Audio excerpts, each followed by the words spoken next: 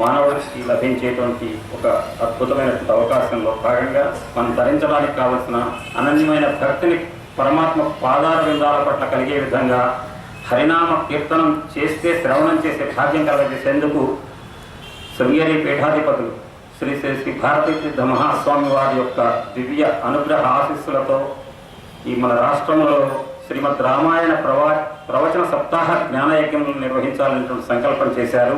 అందులో భాగంగా మొట్టమొదట శ్రీ సీతారామచంద్ర స్వామి వారు వెలసి ఉన్నటువంటి మన భద్రాచలంకి జిల్లా కేంద్రం అయినటువంటి మన ఖమ్మం నగరంలో మొదటి ప్రవచన సప్తాహ జ్ఞానయజ్ఞం నిర్వహించాలనేటువంటి సత్సంకల్పంతో ప్రణాళిక రూపొందించినారు. ఆ ప్రణాళికకు అనుగుణంగా ఈవేళ ప్రారంభమవుతుంది. అటువంటి ప్రవచనం మన మధ్య చెప్పడానికి విచ్చేసినటువంటి డాక్టర్ బాచంపల్లి సంతోష్ కుమార్ శాస్త్రి గారు శృంగేరి ఆస్థాన పౌరాణికులు, పౌరాణిక బ్రహ్మ మలాది చంద్రశేఖర్ శాస్త్రి గారి యొక్క శిష్యులు.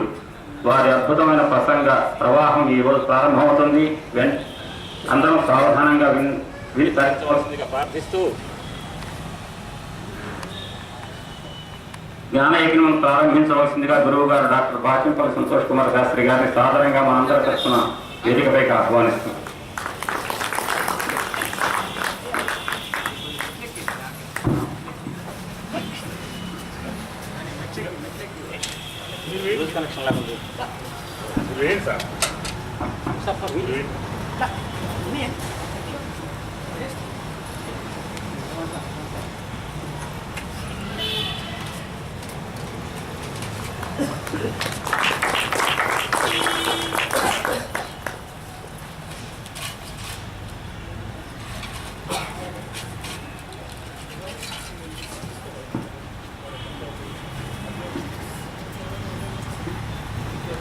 Lose